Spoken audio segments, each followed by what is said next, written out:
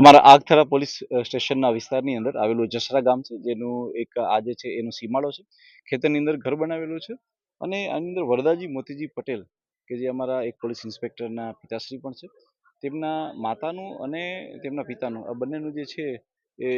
Murder થયેલું છે. મર્ડરની અંદર જે પ્રાથમિક દ્રષ્ટિએ લાગે છે એ પ્રમાણે પગના જે કડલા પણ કાપીને લઈ ગયા છે અને કાનની બુટીઓ અને સાથે સાથે ઘરની તિજોરી તોડેલી છે. હાલમાં પ્રાથમિક દ્રષ્ટિએ એ ચોક્કસપણે એવું માની શકાય એવું છે કે જે વ્યક્તિ આવેલા હશે તેણે ચોરી અને લૂંટના આશયથી આ ઘટના કરેલી છે, કારણ કે એમના ગળામાં પહેરવાના અને કાનમાં પહેરવાના સાથે સાથે પગમાં પહેરવાના ઘરેણાને બી કાપીને લઈ ગયા છે એવું છે. અમે અલગ અલગ મોડસ ઓપરેન્ડી ઉપર કામ કરી રહ્યા છીએ કે આ પ્રકારના અંજામ કેવા પ્રકારના લોકો આપતા હોય છે,